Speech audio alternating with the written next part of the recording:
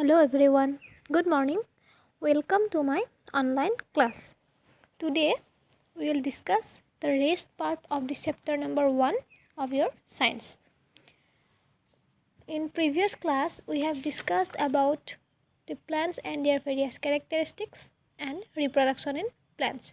So today we will discuss about germination of seeds. What is germination of seed? Okay. The process by which a seed produces a baby plant or seedling is called germination. That means germination is nothing but a process, okay, by which a seed produces a baby plant. In previous classes, we have learned that new plants are produced by seeds, vegetative propagation from spores, etc. So, by seeds, plants are produced by the process germination. Okay, understand? So germination is nothing but a process. Next, a seed needs the right amount of water, air and warmth to germinate. So to germinate, 3 factors are important for a seed, and these 3 factors are: number 1, water, air and warmth to germinate. Okay, understand what is germination? Okay, germination to ki hoy eta process hoy by which a seed develop a new plant. Okay, next one, stages of seed germination. Okay, eta seed germinate hobor karone ki hoy log hi germinate hobo nuare ba loge loge eta new plant ekedinai develop hobo nuare. He seed tur pura eta new plant hobo lagile some stages hi cross koribo lagibo আৰু এই stages কেটা আমি এতিয়া ডিটেইলছত discuss কৰিম. Okay, let's start the topic. Stages of seed germination. The seed first absorbs water through its hole. Okay, in previous class we have learned that the seed have a hole. So through this hole the seed first absorbs water and this weakens or softens the seed coat. So it splits. That means seed to jeti ami matit pelai thom hi ki koribo water absorb koribo through its hole. Or water absorb korar loge loge ki hobo ei jitu seed coat the cover to ami ki boli koisilo seed coat boli koisilo hey seed coat to soft hobo or soft hoar loge loge tar bhitoror pura ki hobo paribo split hoi plants to ulai ahibo paribo. Buji paisa?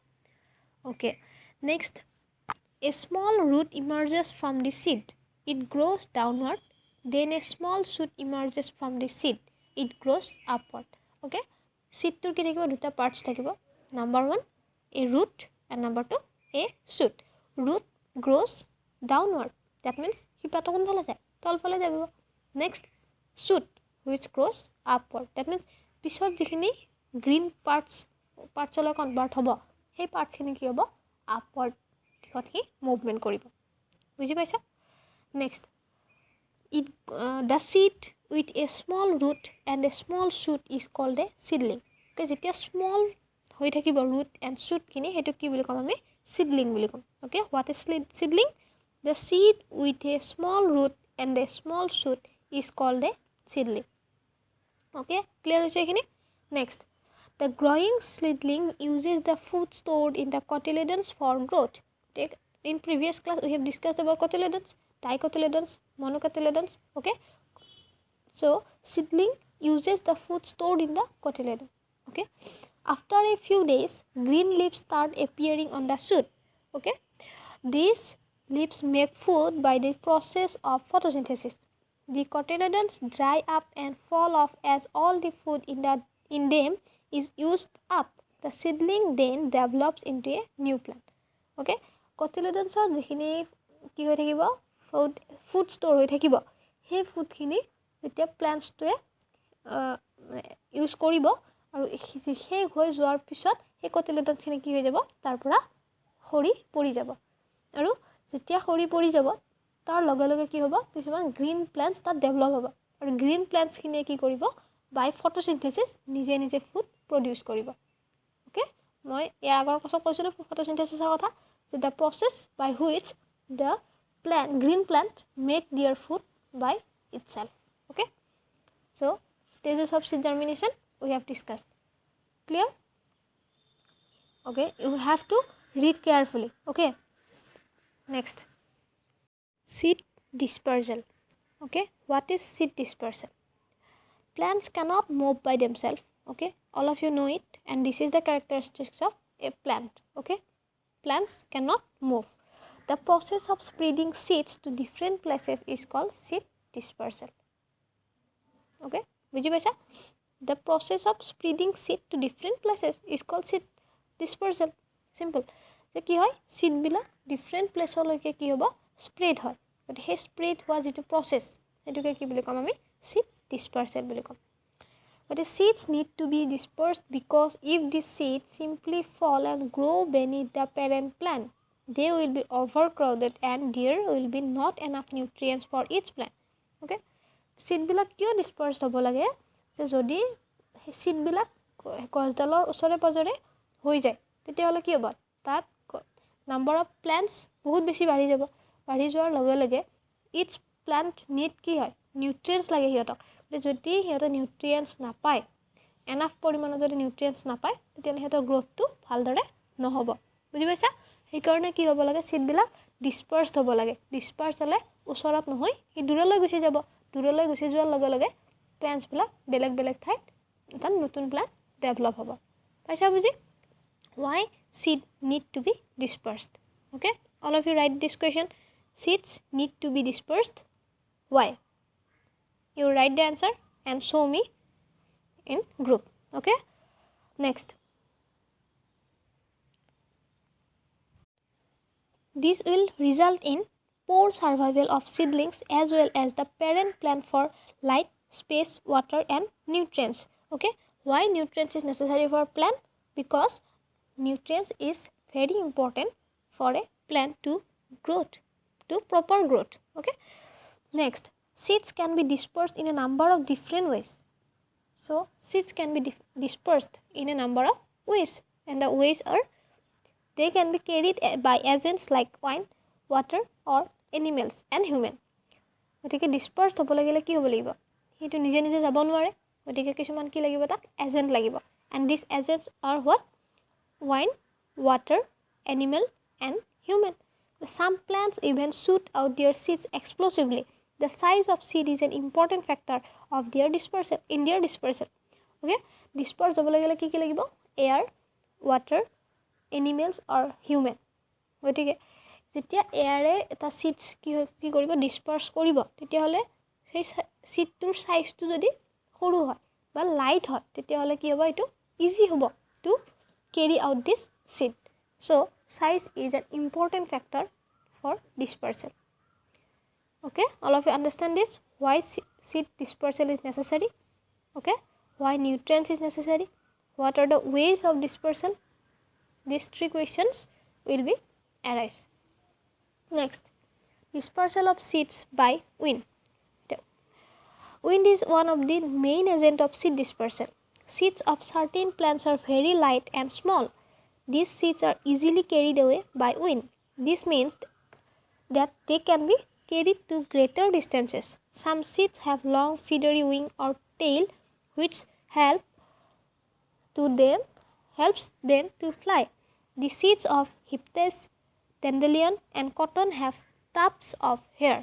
So dispersal of seed by wind is one of the main agent. Okay, almost all of the seeds are carried away by the winds.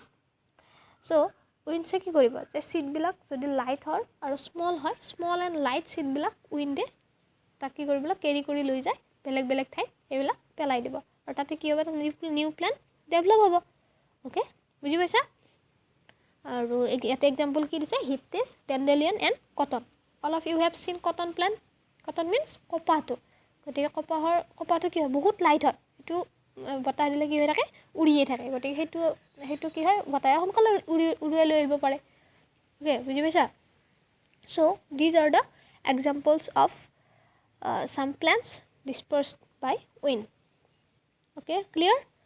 Next, dispersed of seed by water. Plants which grow beside river, oceans and ponds often rely on water for their seeds dispersal. Okay, কি হয় কিছুমান plant river বা অচেনৰ ছাইডত গ্ৰ' হয় আৰু সেইবিলাক কি হ'ব সেই তাৰ চিডছবিলাক বাই ৱাটাৰ কেৰি হৈ যায় next they may produce light seeds which float far from any other trees. The lotus fruits has a spongy part which helps it in floating. Fruits which float such as coconut is carried by water. Coconuts can travel for thousands of kilometers across seas and ocean. Okay, কিছুমান কি হয় যে produce light seed which float far from any other trees. গতিকে কিছুমান light seed থাকিব আৰু সেইবিলাক কি হয় ৱাটাৰত float হৈ যাব পাৰিব এক্সাম্পলছ কি দিছে lotus and coconut. Okay, remember this example and these are the examples of seed dispersed by water. Next, dispersal of seeds by animals and human. Animals and human beings eat fruits and throw away their seeds which grow into new plants. Seeds of apple, mango, orange, etc. are dispersed in this way. Okay, animals and human. Okay, animal or human কি কৰিব fruits খাব আৰু fruits খাই সেই seeds বিলাক কি কৰিব অ'ত পেলাই দিব আৰু সেইবিলাকে অ'ত পেলাই দিওঁতে তাৰ seed বিলাকৰ কি হ'ব কিছুমান new plant grow হ'ব example দি দিছে apple, mango, orange are dispersed in this way. Some seeds have hooks or barbs that stick to the animal's fur, feathers or to the clothes of humans and get dispersed. Such an example is of the cocklever seeds.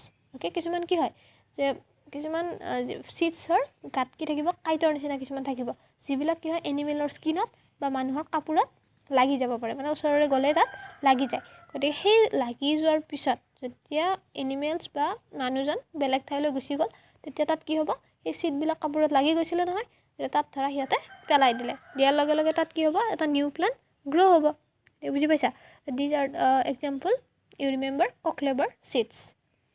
Next, birds swallow some seeds which come out with their droppings. Squirrels collect nuts and bury them to be used in winter. They often forget where they had buried the seeds. So when the conditions become favorable, these seeds grow into new plants. While eating fruits, some seeds get stuck on the beak of birds. When they rub their beaks on the bark of trees, the seeds fall down and later on they grow into new plants. That means যেতিয়া কি হ'ব বাৰ্ডছবিলাক কিছুমান seed খাব খাই থাকোঁতে সিহঁতৰ ঠোঁটৰ মাজত ল'ব এতিয়া কিবা কাৰণত সেই ঠোঁটৰ পৰা কি হৈ যাব পাৰে সেই চিডবিলাক পৰি যাব পাৰে আৰু পৰি যোৱাৰ পিছত সেই চিডছবোৰ কি হ'ব তাত নিউ প্লেন্টছ এটা ডেভেলপ হ'ব okay next this is the example of birds last one is dispersal of seeds by explosion. Okay, here some fruits like pea, bean, lady's finger, etc. have seed pod which explode or burst out when they are ripened. When the pods of such fruits get dry, they burst open and scatter their seed away from the parent plant. Okay, that means when some seeds become ripened, they didn't have any agent. That means wine, water, human, animal, these are not necessary for these seeds. For example, pea, bean, lady's finger, etc. That means কিছুমান seed কি হয় যে কিছুমান crops থাকিব পাৰে যিবিলাকক কি নালাগে কোনো এক্সট্ৰা এজেন্ট নালাগে তাৰমানে ওয়াইন ওয়াটাৰ এইবিলাক একো নালাগে ইহঁতক এটা নিজে নিজে পুৰত হোৱাৰ পিছত সেই তাৰ পৰা কি হয় সিডটো ওলাই যায় বুজি পাইছা ঠিক আছে নেক্সট আহিলে ড্ৰাই যেতিয়া ইহঁতে কি হ'ব ড্ৰাই হ'ব ইহঁতে নিজে ওপেন হ'ব আৰু তাৰ সিডবিলাক ওচৰে পাজৰে পৰি যাব and then develops a new plant. Okay, বুজি পাইছা and this is the example lady's finger. Okay, so you all of you have understand about this seeds germination of seed dispersal methods or agent of seed dispersal. Okay, all of you read this very carefully. Okay, and try to understand. Okay, here last topic crops. Okay, crops the plants of the same kind that are grown in large quantities in a particular area or region during a particular season are called crops. That means plants of the same kind that are grown in large quantities in a particular area. For example, rice. Rice is grown in large amount in our locality. All of you have seen it. Okay, these are called crops. Okay, in particular season. Understand? Okay.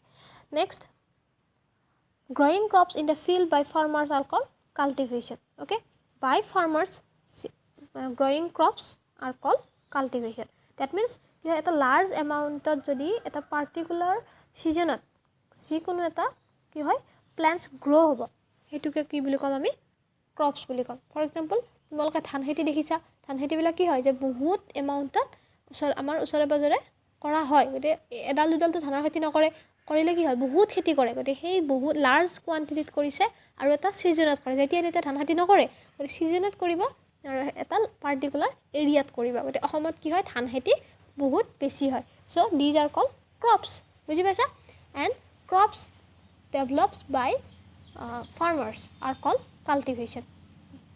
পাইছা বুজি ঠিক আছে next আহিলে crops that are grown in summer are called kharif crops and crops that are grown in winter are called rabi crops. Okay, these are the types of crops kharif crops and rabi crops. বুজি পাইছা these are very simple just you remember the definition kharif crops and rabi crops and with example.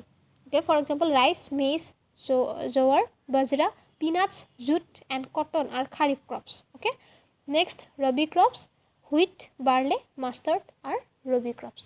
These are very simple. Okay, so growing crops the farmer works very hard to get a good yield and healthy crops. Crops are planted to feed the people in the world. Okay, why crops are planted? Answer is to feed the people in the world. In order to get good yield, there are several things that a farmer keeps in his mind while growing crops. Okay, thus they studied how different plants need different kinds of soil, climate and season to grow well. The cultivation or সময়ত কি হয় farmer জনে different মানে সাইডৰ ফালে ধ্যান দিব লগা হয় দ্যাট মিন্স ধান খেতি কৰিবৰ কাৰণে কিমানখিনি পানী লাগিব বা কেনেকুৱা মাটি লাগিব কেনেকুৱা সিজনত কৰিব লাগিব সেইবিলাক সব সাইডে কি কৰিব লগা চাব লগা হয় যেতিয়া তেতিয়া কৰিলে তো ভাল নহব বুজি পাইছানে এই কাৰণে কি হয় ডিফাৰেন্ট সাইডৰ ফালে আমি কৰিব লগা হয় ধ্যান দিব লগা হয় তে হেতু কৈছে কি লাগিব different kinds of soil climate and season to grow well The following are the different stages for growing a healthy crop. Okay, the stages: ploughing the field, sowing the seeds, addition of fertilizer, irrigation, crop protection, harvesting and storage. Okay, now we discuss in detail about these stages. Okay, ploughing the field. Ploughing is the first step for growing crops. The purpose of ploughing is to dig the soil with the help of plough drawn either by animals or by tractor. It loosens the upper layer of the soil and allows it to hold moisture. Okay, all of you have seen the ploughing. That means by ploughing we soft the soil and so that we can dig the seed easily. Okay, and ploughing can also be done by animals and tractor. This is the here the man is ploughing the field by animal. Next one is sowing the seed. Sowing is the process of planting seeds in the soil. These seeds begin to grow into a new plant. Okay, that means sowing is the distribution of seed into soil. That means আমি যেটো seeds হয় seeds to কি কৰিব লাগে ছটিয়াই দিব লাগে আৰু হেতুকে কি বুলি কম sowing বুলি কম this is the image he is sowing the seeds.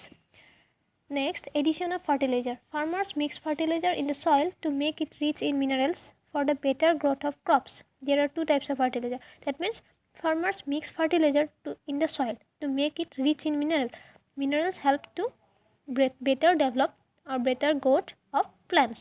So, minerals or fertilizers help the plant to better growth.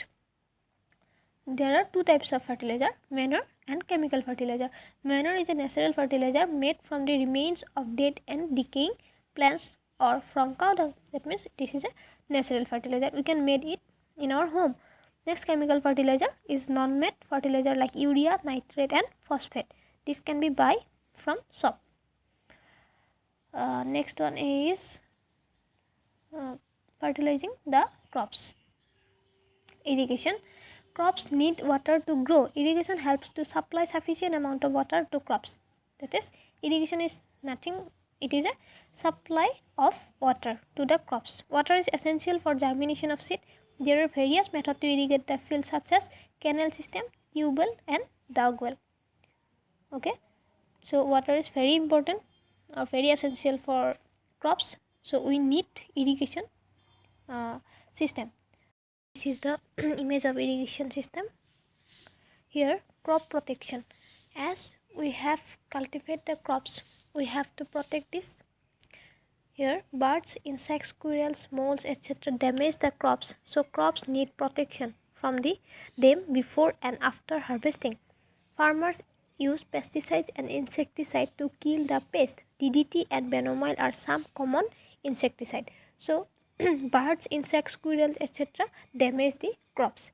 So we need protection for protect the crops. We use pesticide and insecticide. Insecticides are the particles that kills the insect, and here examples are DDT and Benomyl. Okay, you remember this example. Next, harvesting. When a crop has grown and is ready to eat, the farmer cuts and collects it from the field. This process of collecting ripened crops from the field is called harvesting. That means যেতিয়া ক্ৰপছবিলাক কি হয় পুৰত হয় তেতিয়া আমি কি কৰোঁ সেইবিলাক collect কৰি ঘৰত ৰাখি দিওঁ আৰু সেইটোকে আমি কি বুলি ক'ম হাৰ্ভেষ্টিং বুলি ক'ম। এতিয়া দেখিছা নহয় ধানবোৰ পকিলে কি কৰে কাটি আনি ঘৰত ৰাখি দিয়ে আৰু সেইটোকে কোৱা হ'ব harvesting. Next storage and last one. After harvesting, grains like wheat and rice are stored in godown to protect them from climate hazards, moisture, rats, birds and insects. Vegetables and fruits cannot be stored for a long time at room temperature as they get spoiled very quickly. They are stored in cold storage. Okay, after harvesting, grains like wheat and rice are stored in godown, but fruits cannot be stored in godown because fruits may spoil very quickly. So fruits cannot be stored in godown. Okay, then are stored in cold storage. Okay, understand all about the chapter. If there is any confusion, then you can ask me. Okay, first of all of you read this chapter and try to understand. So here you have to do the question answers of question number 1, 2, 4, 5 and 6. I will do the answers of question number 3. Okay, thank you, have a good day.